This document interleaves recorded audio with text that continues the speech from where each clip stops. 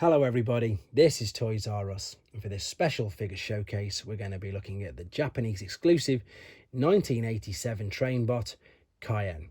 What I'd like to do first and foremost is apologise if I pronounced his name wrong, and I'd like to tell you what's going on the rest of the video. So we're going to have a really detailed look at this guy in both of his modes. I hope you'll appreciate I won't actually be transforming them, but I'm going to be able to show you enough about them in detail and the accessories that come with him. We can also look at him combined to form Raiden, which is your large combiner on the left hand side.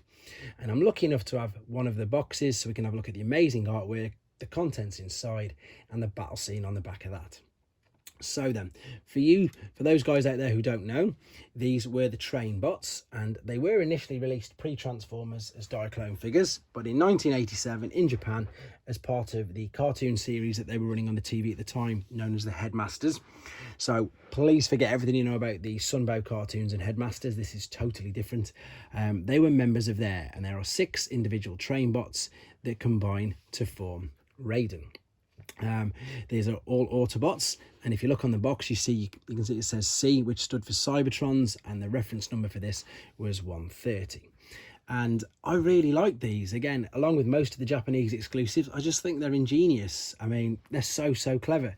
You've got the alternate mode here, which is a DE10 diesel locomotive, and if you look at it like this, it's super thin.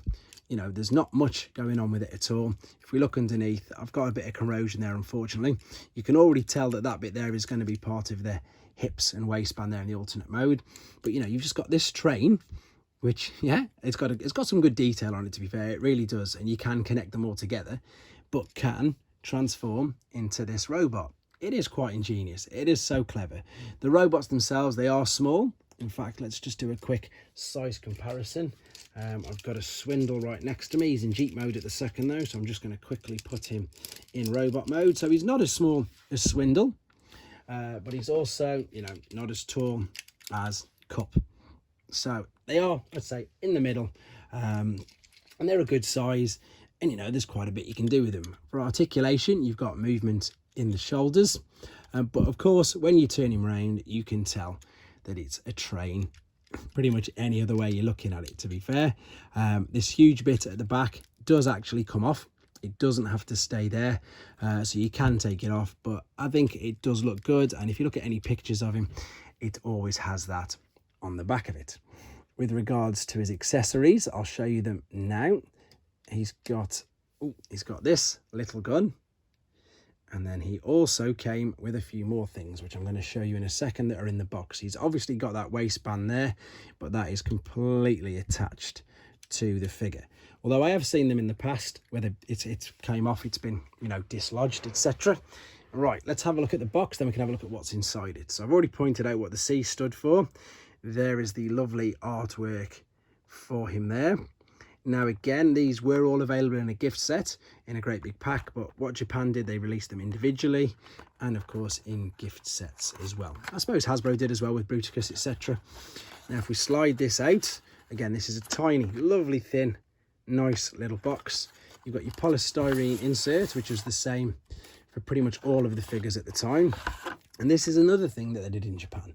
With the instructions, rather than it just being C130, which is the actual figure, they were pretty much universal. So you've got every single trainbot here in these instructions, so all 6, and then you've got how to combine them as well. It obviously must have been done, although there's quite a bit more paper, I suppose it must have saved on costs.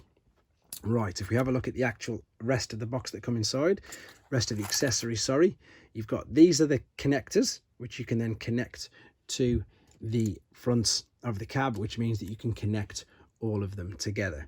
They all came with 3 on a sprue like that.